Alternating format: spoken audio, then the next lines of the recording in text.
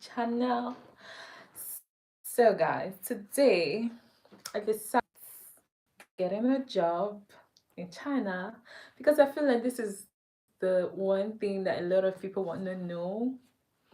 So yeah, I'm so happy to be doing this live video because I just finished doing a podcast for the Sanguine podcast, and I actually really enjoyed my session with them.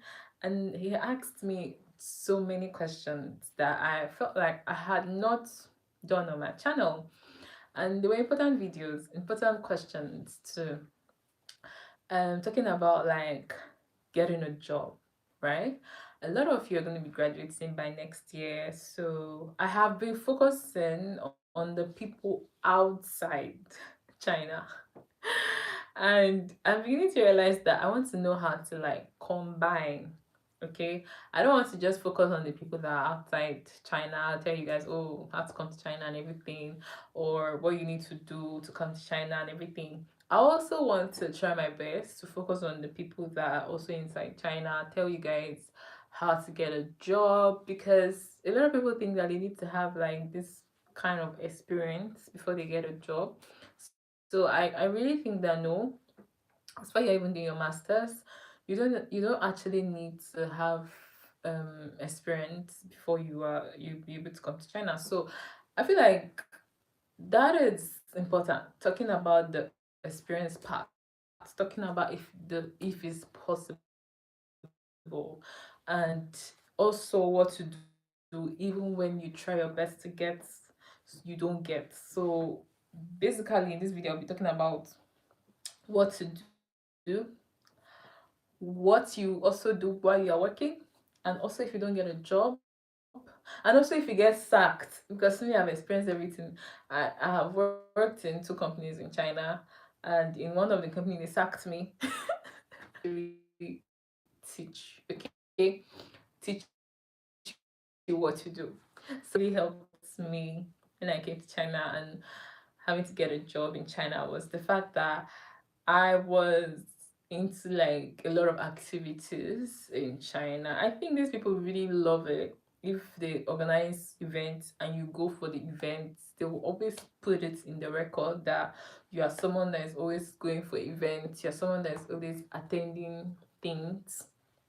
So like they will always like just have it in their record that you're someone that is always attending events, you're someone that is always doing things for the school. So if they say okay, they're having like a cultural festival, you go for the cultural festival. So if they say they are having like a music festival, you go for the music festival. So anything, literally any kind of activity they're having in China, and you are the kind of person that you're always doing them, you have a very like you have a high chance while you're in China. Personally for me, I was singing, you know, I sang and I won an award in school during my master, so it made me get this high thing. It's not just attending awards, is the fact that whatever event they tell you to do, you attend, and then they will take note of the fact that you are doing something for the school. So if you win something, you are in a university, you win something for the university, they take note of that. So it's to the school, because companies will always come to the school. They will always have like university job fair. So I don't know if they have this outside China, but in China they always have this. Companies will just come to the school, they are looking for who to recruit. See, I never used to take this thing serious. I never took this job fair serious, to be honest. I was the last person because I thought that I would only get a job from the Boss app, because I had a friend who had gotten a job by applying on the Boss app and literally just applying. So I thought that okay, this is also the way that I can also use to get a job, just applying for jobs. But I realized that no, you also should try everything. You should not just say okay, just apply for job. You should also use any available platforms. That depends on you. Okay, so I remember like this job fair they came. The first thing, do you think it's necessary to speak Mandarin if you want teaching jobs? No, it's not necessary to speak because even while you're teaching, you you would teach them in English. So you can just know that it's not really it's not mandatory that you need to know how to speak Chinese before you. In short, it's even good that you don't even know how to speak Chinese because I mean you're an English teacher. Except it's not an English show because there are other teaching jobs. It's not just English job, okay? There are other teaching jobs. So let me continue what I was saying. Where was I? So the first company came to recruit students, and to be honest, when it came to recruit students, I was just very, very reluctant of going because I'm very busy. Remember that I'm about graduating, so I'm preparing for my SO and also with a lot more supervisors. So I was always preparing my project for that. So I was like so busy to be attending all these events at the last as my last year. I was always very, very busy. So I was not really attending a lot of events. So the first job fair came, I didn't go for it. But I saw the WeChat that they said, oh, if you that you should join the WeChat. So I joined and I did not go for it. The second one came in the WeChat, the job fair woman said, oh, fill out so thing, send your CV, blah blah blah. So I sent my CV to them. So they looked through my CV and realized that I was actually the only qualified one because of my major. I did electrical engineering. So they felt like I was the one who is more qualified to work in their company, especially because of the visa, right? So that was how I got the first job. And but the tricky thing there that I will always tell people is that you cannot trust companies in China because some of them, I mean, they can't give you the visa, they can't provide you the visa. And your visa is about to expire. A lot of people have actually been into this. Some companies they cannot give you the work permit and they will tell you to still come and you'll be there and you will not get the visa and your visa will expire and then you have to go back to your country. So you have to be very, very, very, very careful. I also remember that I also got another job around that time. I remember the person telling me that, oh, the terms and conditions were changing. So I needed to what did they even tell me to do again? They said that I need to do language because they realized that they couldn't get me the work visa. So they said, okay, let me get a language major and continue in language, then I come ahead and work with them. And I said no. Because I'm in Beijing and I know how strict Beijing can be. Beijing, they don't want their students they don't want students to work in Beijing. And then I stayed with my get that document. It took me a long time to get all my documents, a month. I don't know why. Maybe it's because it was the first time I was preparing work documents. You know, before you come to school in China as a student for the work, it was actually new to me because they were asking for a lot of things that you need to go to somewhere and notarize, and you need to go to another way and notarize. So there are a lot of notarize my degree. They say, oh, come after 2 weeks. So after 2 weeks, I'll come, and then you have to do your medical. They say, oh, come after 1 week. So this took like almost a month. It's not as if no, doing them took a month. It's the people that took their time and to like just waste a lot of time. Thank God that before then I went to the immigration, extended my visa for another 1 month. So my advice to you now is that try to actually do a lot of um like attend their job fairs. And also talking about experience, I have never worked in China before. So I realized that those people who have bachelors, if you want to work in China, you need to have experience.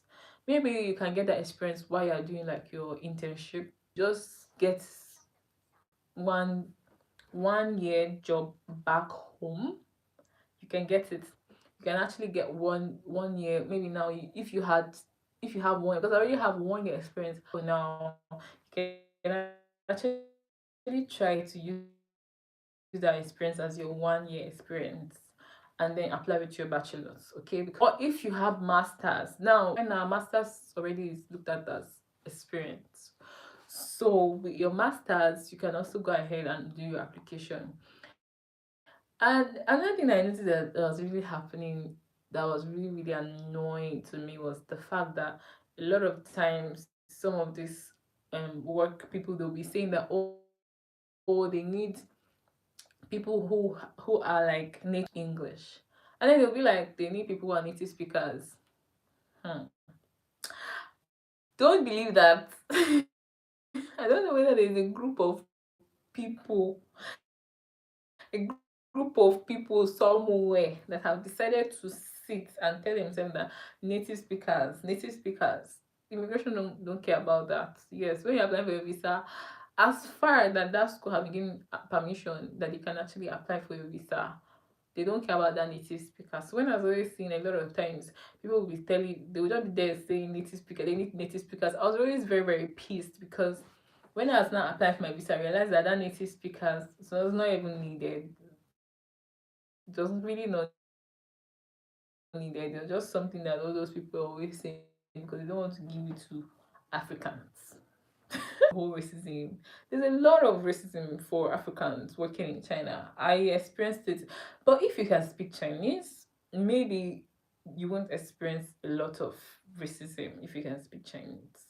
But if you cannot speak Chinese, there are a lot of things that you have to like face. So I think the Chinese also helped me. The thing about my Chinese is that I can hear. My hearing is very, very good. My Chinese hearing is very, very good. The only difficulty I face is speaking Chinese, but I can hear. So when I was working the second job, which I'll talk about the second job in a while, I remember that these people will be talking about me. It was so annoying. Like when they're talking about me, they think I'm not hearing them. I know what they're saying. Anyways, so let's get to the second way you can get a job even without any experience. Okay, see, there are a lot of apps in China. But okay, let's just say for those of you outside of China, because I feel like a lot of outside China, they be messaging me asking me questions. How can they also get a job? I mean, they're outside China. How can they get a job? To be honest, I really think it's going to be very difficult. But I heard someone who got the job through LinkedIn. Yes, in China. So maybe you can also try LinkedIn. So you can try that. And there are also a lot of agents that also do adverts on Instagram, because I remember that there was this agent, I saw her adverts. She was trying to offer jobs um to people outside China, so they're also that also. So try to try the Indeed and LinkedIn if you're outside China. But if you're inside China, there are a lot of apps that you can actually use to actually apply for work. That's using the Boss app. That Boss app, I talk about it a lot. I talk about the Boss app a lot. Why? Because I have seen results. Even for me personally, I have seen results. Even some of the contacts that I got from Boss app while I was looking for a job like 2 months ago, I still share the contacts with a lot of students now to help them get jobs.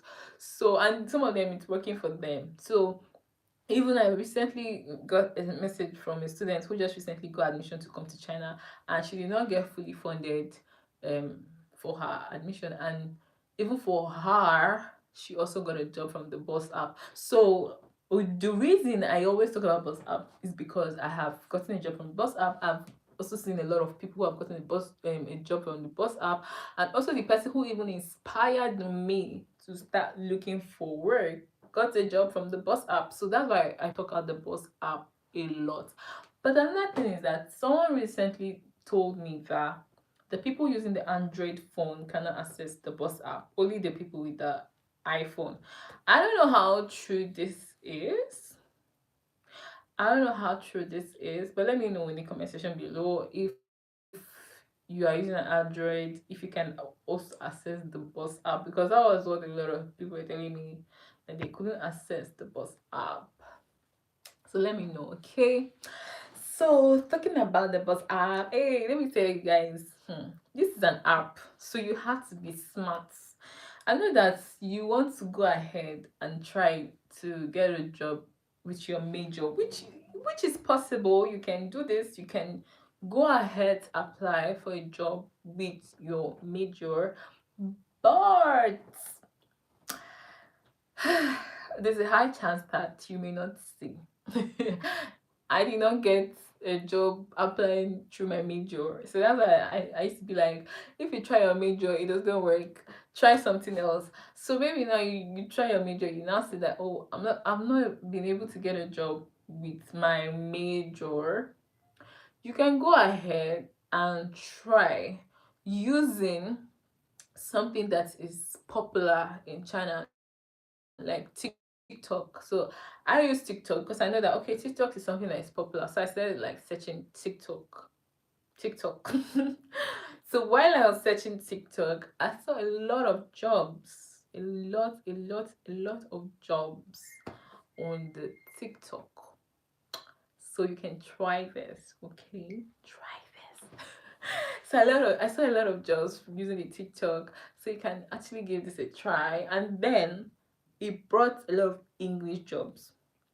So yeah, it brought a lot of English jobs for me.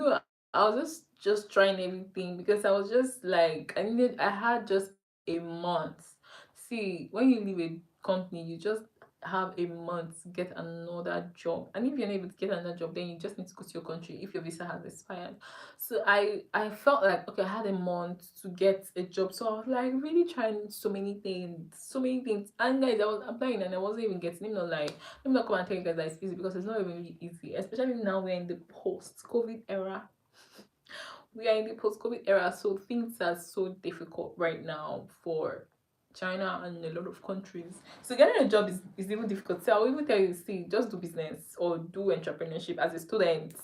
Find something doing. For me, I I wish I started doing like my business now, which I do, like talking about like helping students get scholarship to China or my travels.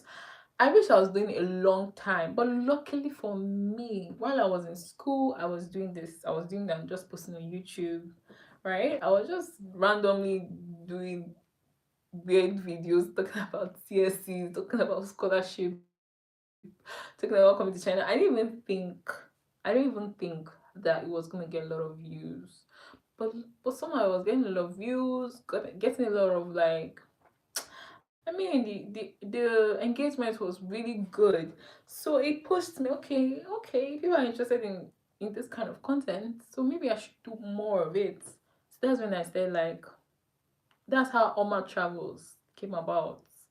From talking about scholarship on my YouTube, then all of a sudden it was doing so good. I started my company and I started helping a lot of students to get scholarship opportunities to come to China, and it's paying me. And also, like, the fact that I'm thinking of a business, I'm still like processing the business I wanted to do. I started with doing wigs, but let me tell you, as a student, find something doing by the side. Trust me. Sometimes you think that this degree will pay, but sometimes it's that business, that side gig that you have that might actually pay you. I know some people who are doing DJ work by the side as a student and it's paying them. I know some people who are doing like music and it's paying them. They're doing it by the side. I know some people who are into like camera shooting and everything, and it is paying them. They're doing it by the side. So you just need to ask yourself, like, okay, what can I do by the side, even as I'm like a student, before I even graduate, to start looking for work. So this will help you find something doing by the side, okay? Find a business idea, find something, even if it's like your craft. Find something doing by the side. Okay, this is just like my advice, because YouTube really saved my life, and it's still saving my life. It's still saving my life. YouTube is still saving my life. So find something doing by the side. It will really help. And also, when you're looking for work, you can you can even still apply from home. I mean, You don't need to say, okay, because I did not get a job in while I was in China, I'm going home, and you think that's and you can actually get a job from home in other countries. Like, so I know a friend of mine who was in China, did his masters, graduated, went back home, got a job in the UK, and relocated to the UK. So don't look down on your degree as if no, it's only in China or it's only like at home. You can always get a job outside. So the second job, I got it from the Boss app, and it was teaching, which even helped me because I already had that experience. When I even resigned and I came back to school, it helped me to get the teaching job in school, and it even helped me to get like the internship visa for me to work as a student, which people still don't believe up to now. A lot of people don't believe that they can actually work with their student visa, or as a student that they can actually work. I understand this because let me tell you one thing that you need to know about China. Whoever brings you to China is the one that would determine what will happen to you in China. So if a school brings you to China and they say, okay, you can work while you're studying, then you can work while you're studying. Or if a company brings you to China and they say, okay, you can study while you're working with us, then you can study while you're working with them. So what is important is whoever that's bringing you to China. So I think that that's something that people don't know, that okay, all it's about my school. So if my school tell me to do this, then, or if my school want to give me this kind of opportunity, then I go ahead and do it. So that's just something that you need to know. Okay. So if you have any more questions, you can leave it down below. I want them. I've not eaten, guys. I'm so hungry. So I'm going to go and find something to a podcast now. So I just said, okay, you know what? I went live on someone else's podcast. Let me come live on my own channel and see how you all are doing, and to say hello and just talk about something that I know we discussed in that podcast. Because this topic, we discussed a lot of things in that podcast. But this particular topic is something I don't know if I've actually spoken about, because I know I've spoken about how I got a job in China, but I haven't really said that I did not really apply with experience. They didn't think I was that experienced, to be honest, but they still gave me. Even when I was working, I even saw a lot of bachelors working with me. I'm serious. There were a lot of bachelors who had never worked in their life and they were able to get that job. And they were guys. So I think that you don't have to literally stress yourself, to be honest, about the whole experience, that you need to have experience. No, you don't really need to stress yourself about that. So yeah, I hope this video was detailed enough. Please like the video, subscribe to my channel. Oh, please like the video, subscribe to my channel. I'll see you guys in my next video. Bye.